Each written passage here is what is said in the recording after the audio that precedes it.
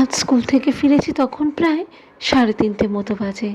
School আওয়ার্সের পরে ছোট্ট একটা টেকনিক্যাল ট্রেনিং সেশন ছিল, সেই জন্যই দেরি।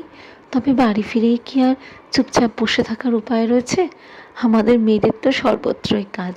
ঘরের টুকটাক কাজ গুছিয়ে খেতে বসতে বসতেই 4:15। তারপরে আর কখনই বা শোবো?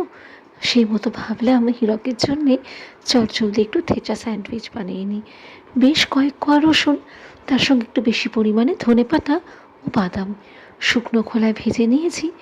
যেই মাত্রই রঙটা সামান্য বদলাতে শুরু করবে ও সুগন্ধ উঠবে, নামিয়ে নিয়ে ঠান্ডা করে নেব। বাড়ি ফেরার পথে ছোট্ট এই পাউরুটির প্যাকেটটাও হাতে করে নিয়ে এসেছি। এই বক্সটার মধ্যে গুছিয়ে ফ্রিজে রাখলে পরে বেশ তরতাজা থাকে। তবে এখন তো অনেক রকমের জিনিস বেরিয়েছে, মাঝে মাঝে দেখে মনে হয় এই প্লাস্টিকের বক্সটা না কিনলেই ভালো হতো। আসলে একটা সময় বাড়িতে বেশ পাউরুটি খাবার চলছিল। সকালে তো বেশিরভাগ দিনই স্যান্ডউইচ কম্পালসারি ছিল। সন্ধ্যেবেলায় কখনো সখনো পাউরুটির চপ, ব্রেড পকোড়া এইসব বানাতাম। এই জন্যই তখন এই বক্সটা কিনেছিলাম। বেশ বড়, সেই সঙ্গে মজবুতও বটে, আর একদম এয়ারটাইট। কিন্তু এখন এই জিনিসটা প্রায় অচলই হয়ে গেছে গো, ঠান্ডা হয়ে গেছে। মিক্সিতে এটা হাফ ক্রাশ করে নেব। তবে খেয়াল রেখো, এর মধ্যে কিন্তু একদম জল টল কোনো কিছুই দেবে না। থেচার ক্যারেক্টারিস্টিকে কিন্তু এই হাফ ক্রাশ করা মশলাটা যেরকম যা হবে সেটাকে সামান্য সাদা তেলে একটু নাড়িয়ে চাড়িয়ে নিলে পরে কাঁচা ভাবটা চলে যাবে। এত সুন্দর একটা গন্ধ উঠছে। তবে এর সঙ্গে দুটো কাঁচা লঙ্কা দিতে পারলে ভালো হতো। আমার খেয়ালই ছিল না যে শেষ হয়ে গেছে।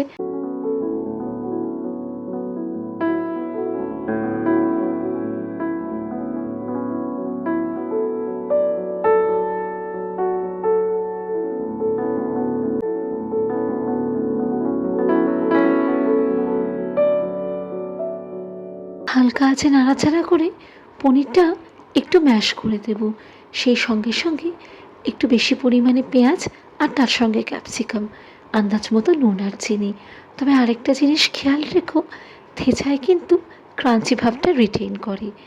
সুতরাং যখনই এই রান্নাটা করবে, গ্যাসটা কিন্তু একদম সিমে করে রেখো। মোটামুটি হয়ে গেছে।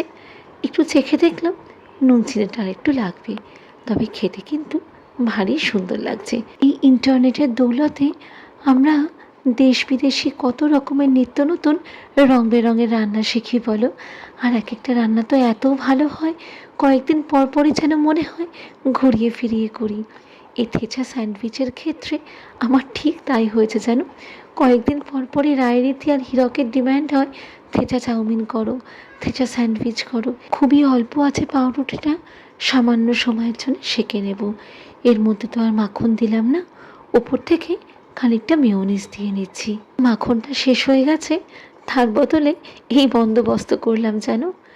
যখন লে লাদাখে গেছিলাম, সেইখানে মাত্র 2 দিনই এই ব্রেড বাটার ব্রেকফাস্টে ছিল। গরম গরম ব্রেড, তার উপরে এই মোটা করে মাখন লাগানো, ওপর থেকে সামান্য গোলমরিচ গুঁড়ো। খিদের পেটে কী যে ভালো লাগছিল! সত্যি লে লাদাখের কথা বললে পরেই যেন চোখের সামনে সেসব দৃশ্যপটগুলো সিনেমার রিলের মতো ভেসে ওঠে। তাও তো প্রায় 1 মাস হতে চলল লে থেকে ঘুরে এসেছি, কিন্তু কিছুতেই যেন হ্যাংওভার কাটিয়ে উঠতেই পারছি না যেন। সেই চোখের সামনে একই দৃশ্যপট, আর মাথার মধ্যে মেমোরিজ। ইস, এত মিস করছি না। ওপর থেকে খানিকটা ডাইসড চিজ দিয়ে দিলাম, আর একটা করে পাউরুটি দিয়ে খানিকক্ষণের জন্য রেখে দেব। চিজটা গলে গেছে, এই তো ঝটপট তৈরি করে ফেললাম থেচা স্যান্ডউইচ। চটপট বললাম বটে, তবে ওই সবজিপত্র কাটাকুটি করতে গিয়েই বেশ খানিকটা সময় লেগেছে। এই করতে করতেই দেখো না, প্রায় 5:30 পৌনে 6টা মতো বাজতে যায়। ওইদিকে হীরকও চলে এসছে, ঝটপট চাটাও বসিয়ে দিই। তবে হীরকের অপারেশনটা হওয়ার পরে আমরা কিন্তু একটু সিস্টেমেটিকই হয়ে গেছি। হীরক তো অফিস থেকে ফিরে ওই 7:30টার মধ্যে রাত্রিবেলার ডিনারটা সেরে ফেলে, আর আমরা বড়জোর ওই 9টা। মাঝে সাঝে অবশ্য দেরি হয়ে যায়, উইকেন্ডে স্পেশালি। একটু সস দিয়ে রাখি, যদিও বা হীরক কতটা কী খাবে কে জানে।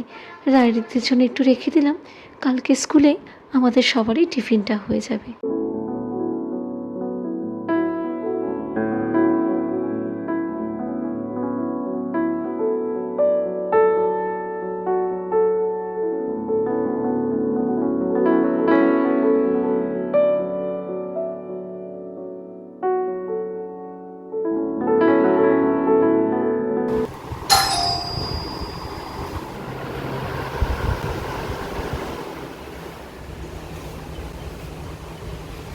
বসো।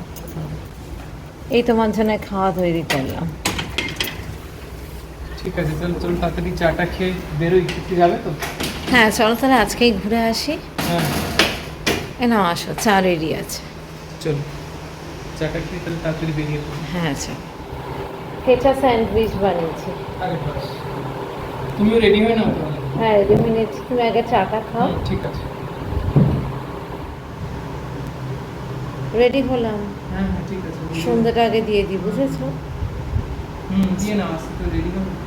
শহরের অন্য প্রান্তে একটা কার্নিভাল বসেছে, ওইটাই দেখতে যাব। বাসনপত্র গুছিয়ে সন্ধে টন্ধে দিয়েই এখন বেরোচ্ছি। তাও তো দেখো না, প্রায় 7টা মতো বাজতে যায়। গত কয়েকদিন যাবৎ আমাদের এই টাওয়ারে দুটো লিফটই গণ্ডগোল করছিল, তবে কমিটি মেম্বার্সের তৎপরতায় মেকানিক ডেকে ইমিডিয়েটলি সেটা রিপেয়ার করা হয়েছে। সত্যিই তো, না হলে যে কী মুশকিলে পড়তে হতো। প্রায় সন্ধে হব হব করছে, যদিও বা অন্ধকার হতে হতে সেই 8টা। অটো চলে এসছে, চলো দেখি কি হলো।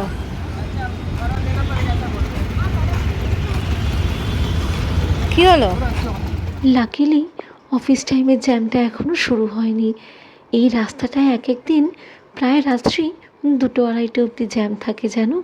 আর এখানে রাস্তাগুলো এমন রিলেটেড, একটা পোর্শনে যদি জ্যাম হয়, করসপন্ডিং অন্য রাস্তাগুলো একদম ব্লক হয়ে যায়। যেতে হবে বেশ খানিকটা, ভাগ্যিস একটু সময় হাতে বেরিয়ে পড়েছে।